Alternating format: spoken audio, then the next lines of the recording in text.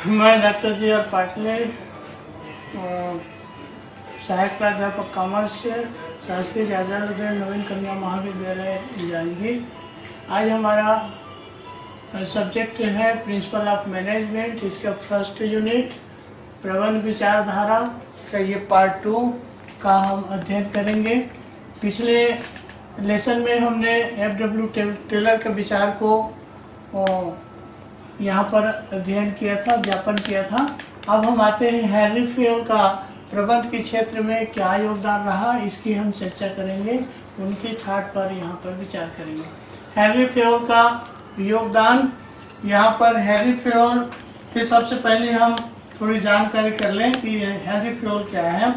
Henry Fayol आधुनिक प्रबंध के जनक ही नहीं अपितु प्रबंधकीय प्रशिक्षण के प्रवर्तक भी माने जाते हैं। हेनरी फेयोल भी टेलर के समकालीन थे। इनके द्वारा प्रतिपादित सिद्धांत प्रशासन के सामान्य सिद्धांत का यूरोपीय उद्योग पर बहुत अधिक प्रभाव पड़ा। टेलर एवं फेयोल के पृष्ठभूमि एवं दृष्टिकोण में बहुत अंतर था। इस तरीके से फेयोल के हम सिद्धांत की चर्चा करते हैं तो यहाँ पर उन्होंने जो बल दिया है प्रशासन की सार्वभौमिकता पर अधिक बल दिया, उसने प्रबंध के तत्व पर उसने बल दिया। तो इस तरीके से हम एक्सप्लेन करते हैं। प्रशासन की सार्वभौमिकता पर बल उन्होंने दिया। फेयोल ने संगठन के सर्वोच्च स्तर के लिए शीर्ष प्रबंध के स्थान पर प्रशासन शब्द का उन्होंने प्रयोग किया, क्योंकि यह शब्द प्रत्येक क्षेत्र में समान रूप से लागू होता है और इसलिए यह प्रशासन की सार्वभौमिकता पर बल दिया है, न कि प्रबंध पर। नेक्स्ट हम चलते हैं प्रबंध के तत्व। फेयोल ने 5 तत्वों को यहाँ पर जिक्र किया है प्रबंध के। नियोजन, संगठन, निर्देशन, समन्वय एवं नियंत्रण, जो सभी क्षेत्रों में सार्वभौमिक रूप से लागू होते हैं। नेक्स्ट हम चलते हैं तीसरा, व्यावसायिक क्रियाओं का वर्गीकरण। व्यावसायिक क्रिया को इन्होंने विभिन्न 5 भागों में यहाँ पर विभाजित किया है। पहला है तकनीकी विभाग, टेक्निकल डिपार्टमेंट। दूसरा उत्पादन, ये प्रोडक्शन डिपार्टमेंट। तकनीकी डिपार्टमेंट के अंतर्गत उन्होंने उत्पादन व निर्माण कार्य को लिया।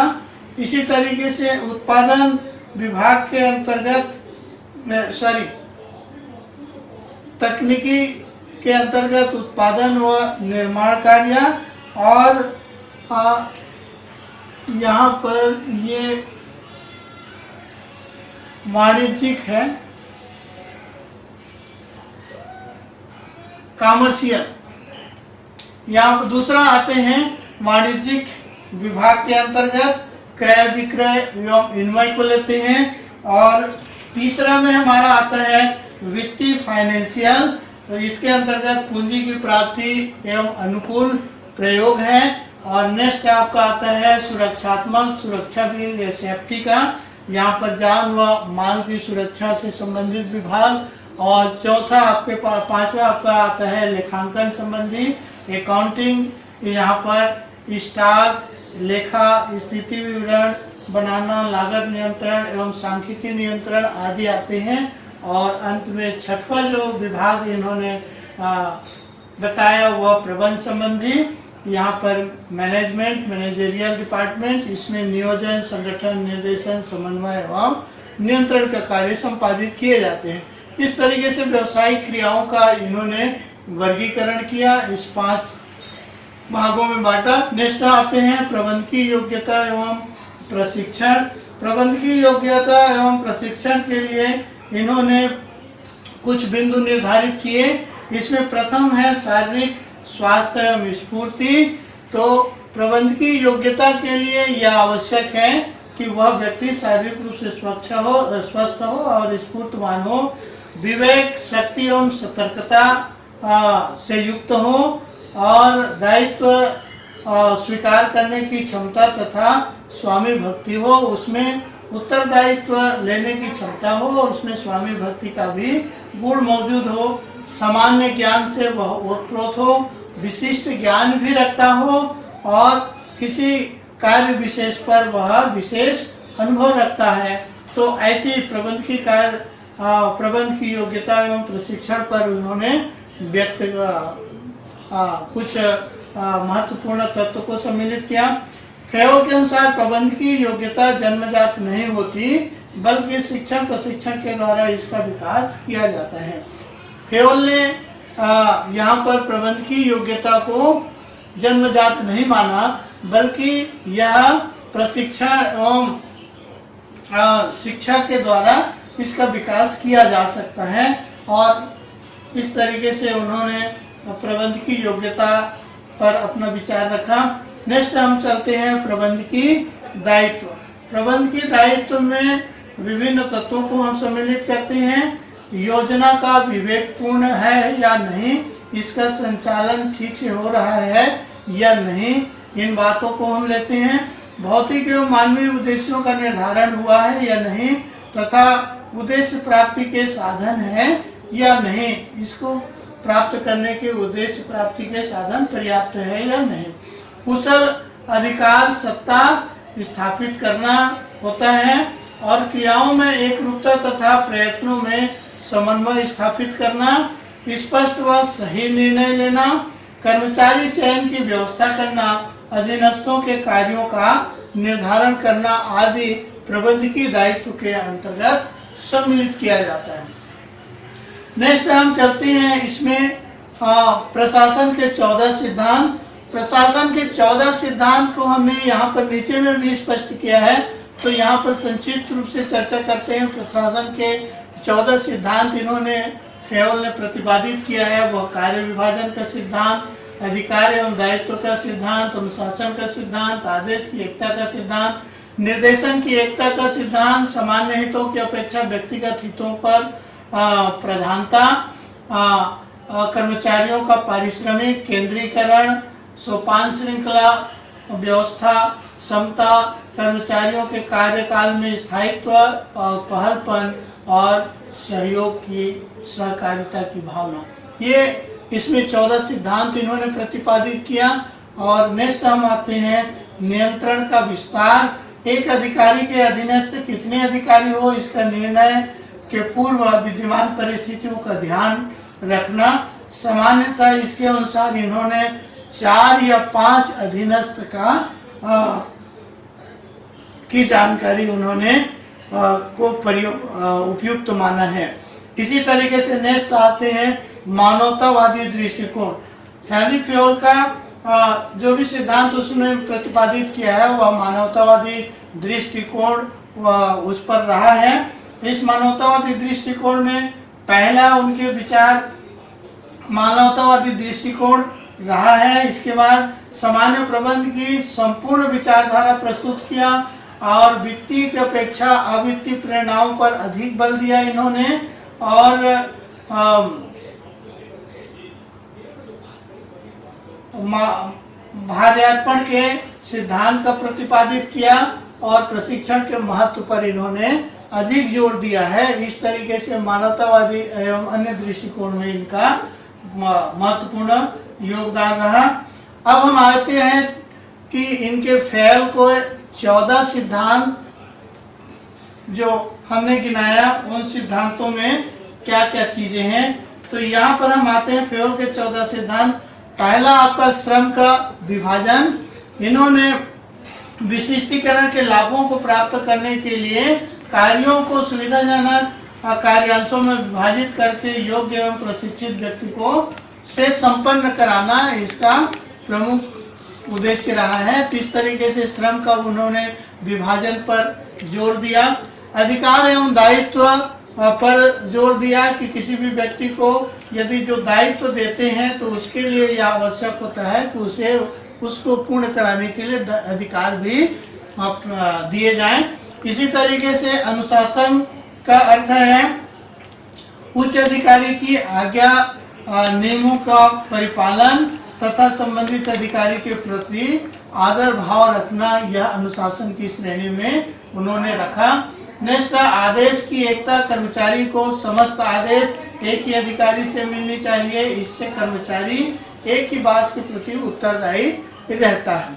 इसी तरीके से निर्देश की एकता, किसी कार्य को किसी वर्ग या समूह द्वारा ही संपन्न की जानी चाहिए। प्रत्येक समूह का अधिकारी होना चाहिए जो उस समूह को निर्देशित या संचालित करे। इस तरीके से निर्देशों में भी एकता का होना उन्होंने आवश्यक समझा। इसी तरीके से सामान्य हितों की रक्षा, यहाँ पर उन्होंने जोर दिया गया कि यहाँ पर प्रबंधक को चाहिए कि वह संस्था के हितों व व्यक्तिगत स्वार्थ में समानता व समन्वय बनाए रखे और यदि इन दोनों में टकराव की स्थिति हो तो सामान्य हितों को प्राथमिकता देनी चाहिए। इन बातों पर उन्होंने जोर दिया। कर्मचारियों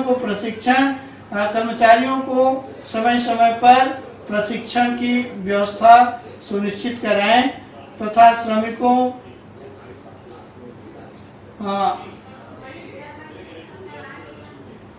कर्मचारियों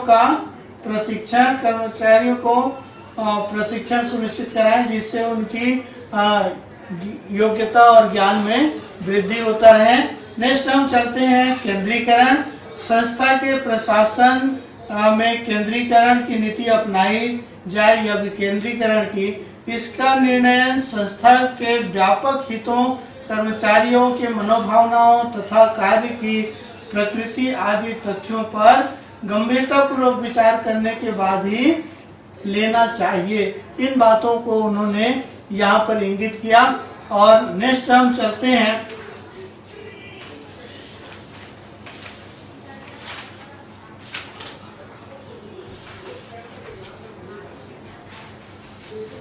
संपर्क श्रृंखला की बात करते हैं।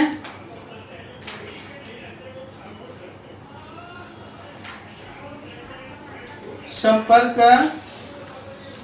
श्रृंखला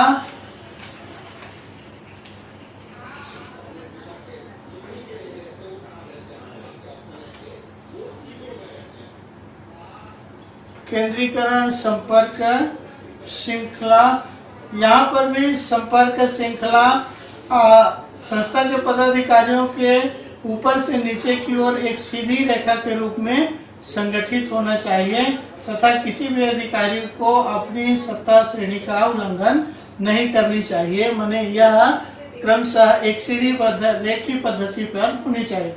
व्यवस्था की बात करते हैं, नहीं संपर्क श्रृंखला, और उसके बाद फिर आते हैं व्यवस्था। व्यवस्था में हम सामग्री तथा कर्मचारियों की व्यवस्था उचित रूप से करें। उत्पादन प्रक्रिया का सुचारू रूप से संचालन के लिए दोनों व्यवस्था का उचित मात्रा में होना आवश्यक होता है। इसके बाद में फिर आते हैं समता, इक्विटी। यहाँ पर समता का अर्थ है अधीनस्थ कर्मचारियों के साथ न्याय एवं उदारता के साथ व्यवहार किया जाना जिससे उनका सहयोग एवं सद्भावना निरंतर बना रहे। नेक्स्ट, कार्यकाल में स्थायित्व। कर्मचारियों का यदि नए कर्मचारियों का चयन किया जाता है या नवीन काम को लिया जाता है तो इस कार्य को संपादित करने में ऐसे कर्मचारियों के द्वारा समय लगना स्वाभाविक है। यदि उसे सीखने का समय देने से पूर्व ही निकाल दिया जाए तो यह न्याय संगत नहीं होता। अतः कर्मचारियों को कार्यकाल में स्थायित्व होने का सिद्धांत उन्होंने प्रतिपादित किया, इस पर बल दिया। इसी तरीके से पहलपन माने इनिशिएटिव जो होने चाहिए, सभी लोगों को स्वतंत्रता पूर्वक सोचने, योजना कार्यान्वित करने का अधिकार होना चाहिए ताकि प्रत्येक प्रबंधक अपने अधीनस्थ काम करने वाले व्यक्तियों में पहल को प्रेरित कर सके। इसके बाद फिर नेक्स्ट आते हैं सहकारिता। सहकारिता वह चीज है जो मैं कहता हूँ वही करो, अर्थात डू व्हाट आई से के स्थान पर मैं जो कहता हूँ वह करो, I what I do, do what I do की नीति का अनुसरण करना चाहिए। यही सहकारिता है। और इस तरीके से ये 14 सिद्धांत फ्योल ने प्रतिपादित किए। अब हम आते हैं यहाँ पर देखते हैं कि टेलर एवं फ्योल के विचारों में क्या समानता रही है। तो उन्होंने प्रबंध प्रशासन की दशाओं में दोनों ने सुधार किया। इनकी दोनों के सिद्धांत में इसमें समानता है। प्रबंध को रचनात्मक आधार देने का कार्य किया दोनों प्रबंध शास्त्रियों ने। अनुभवी प्रबंधक के रूप में ये दोनों जाने जाते हैं, ये दोनों प्रबंधक रहे हैं। और मानवतावादी दृष्टिकोण दोनों के विचारों में रहा है, दोनों के सिद्धांतों में रहा है। प्रबंध को अर्जित प्रक्रिया इन दोनों ने माना है। प्रबंध कोई जन्मजात नहीं है, बल्कि यह अर्जित प्रक्रिया है। नेस्त तकनीकी एवं पेशा में जोर दिया है। तकनीकी टेक्नोलॉजी को अपनाने और पेशे में निखार लाने के लिए इन्होंने जोर दिया। और नेक्स्ट प्रबंध में नियोजन पर बल दिया। और किसी भी प्रबंध क्षेत्र में इन्होंने प्लानिंग को, नियोजन को अत्यधिक बल दिया है। इसके बाद फिर आते हैं इनमें क्या विचार में असमानताएं थी दोनों के विचारों में। तो टेलर है ये और ये फ्यूल है। तो टेलर ने विज्ञान के प्रयोग को अधिक बल दिया, और जबकि फ्यूल ने प्रबंध के सामान्य सिद्धांत को इन्होंने अधिक मान्यता दी। दूसरा आपका टेलर का अध्ययन श्रमिक पर केंद्रित था, और फ्यूल का अध्ययन प्रशासन पर केंद्रित रहा है। इन दोनों में भिन्नता रही है। और तीसरा जो है कि श्रमिक की कार्य कुशलता वृद्धि के लिए टेलर अधिक प्रेरित किए, और फ्यूल ने प्रशासनिक दक्षता में वृद्धि के लिए अधिक गतिशील रहे। तो इस तरीके से इन दोनों के सिद्धांतों में, ये तीन सिद्धांत में ये भिन्न थे, बाकी दोनों का विचार एक जैसे था। अब हम आगे आते हैं। तीसरा विचारक है हमारा जॉर्ज एल्टन मेयो का विचार। जॉर्ज एल्टन मेयो को जानने, उनके सिद्धांतों को जानने से पहले हम इसकी थोड़ी सी कृति पर चर्चा करते हैं। तो जॉर्ज एल्टन मेयो ने मानवीय दृष्टिकोण की विचारधारा के प्रतिपादक रहे हैं, और यह वह दृष्टिकोण है जिसके अंतर्गत इस बात को मान्यता दी जाती है कि श्रमिक एक मानव है एवं समस्त औद्योगिक संगठन का वह महत्वपूर्ण अंग है। अतः मानवता का व्यवहार करना एक प्रकार का नियोजन है, और जो पूंजी के विनियोग की भांति ही लाभदायक सिद्ध होता है। तो इस तरीके से इन्होंने मानवतावादी दृष्टिकोण को रखते हुए यहाँ प्रबंध पर अपना सिद्धांत प्रतिपादित किया। और यहाँ हम आते हैं कि इन्होंने हार्वर्ड विश्वविद्यालय के विख्यात समाजशास्त्री जॉर्ज एल्टन मेयो का नाम जो जुड़ा हुआ है, और जिन्होंने 1927 से 32 तक की अवधि में अमेरिका की वेस्टर्न इलेक्ट्रिक कंपनी के हाथोर्न नामक कारखाने में विभिन्न प्रकार के प्रयोग द्वारा अनेक उपयोगी निष्कर्ष प्रतिपादित किए, जो प्रबंध साहित्य की महत्वपूर्ण धरोहर है। इसमें पहला आते हैं शोध कार्य का आधार बिंदु। हाथोर्न कारखाने में एल्टन मेयो के पूर्व जिन शोधकर्ताओं ने परीक्षण किए, उनकी धारणा थी कि कार्य दशाओं एवं वेतन वृद्धि आदि के द्वारा श्रमिकों की कार्य कुशलता एवं उत्पादकता में वृद्धि की जा सकती है। परंतु व्यवहार में यह देखा गया कि शिथिल कार्य दशाओं में भी उत्पादकता में लगातार वृद्धि हुई। इस उलझन को सुलझाने के लिए कंपनी ने नेशनल एकेडमी साइंस का सहयोग लिया तथा शोध के तत्वों को 3 वर्गों में विभक्त किया। कार्य के निष्पादन में अनावश्यक गतिविधियां, दूसरा थकान, और तीसरा भौतिक वातावरण माने तापमान, नमी, प्रकाश आदि पर उनका ध्यान केंद्रित हुआ। एल्टन मेयो के नेतृत्व में इस प्रयोग को किए गए, और इस प्रयोग को 4 तरीकों से किया गया। पहला है प्रकाश का प्रयोग, और यहाँ पर इनका मूल उद्देश्य था कि प्रकाश श्रमिकों की कार्य क्षमता तथा उत्पादकता पर क्या प्रभाव डालता है, इसलिए इसमें 2 समूह बना करके प्रकाश की सुविधा दी गई, और दूसरे समूह को सुविधा में परिवर्तन किया जाता रहा। इन दोनों अध्ययन से ज्ञात हुआ कि उत्पादकता में वृद्धि हुई। अतः शोधकर्ताओं ने निष्कर्ष निकाला कि प्रकाश के अतिरिक्त भी कोई ऐसी जो घटक है जो उत्पादन परिवर्तन का कारण है, और वह घटक उन्होंने मानवीय संबंध को दिया। इसी तरीके से प्रकाश संयोजन जांच कक्ष के प्रयोग किया। इसका उद्देश्य उत्पादन पर थकान विश्राम को प्रभाव का माप करना था। इसमें 6 लड़कियों का 2 समूह बनाए गए। काम के देखभाल के लिए सुपरवाइजर भी रखा गया। इनके कार्यों में 5-5 मिनट का विश्राम दिया गया, फिर 10-10 मिनट का विश्राम दिया गया, फिर 5-5 मिनट के विश्राम को 6 बार दिया गया। तो इस तरीके से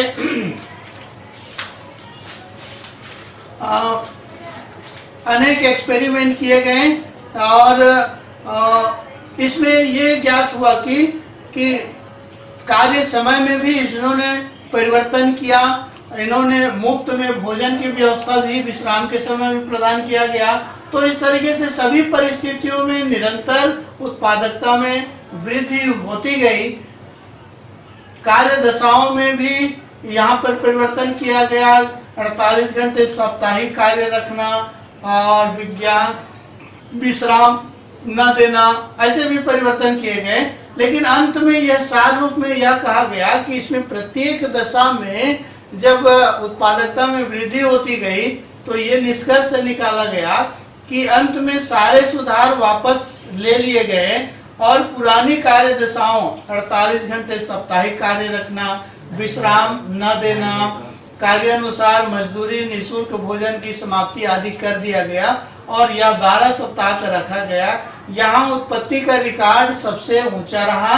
अतः निष्कर्ष निकला कि कार्य के भौतिक वातावरण का उत्पादकता से संबंध स्थापित नहीं किया जा सकता है।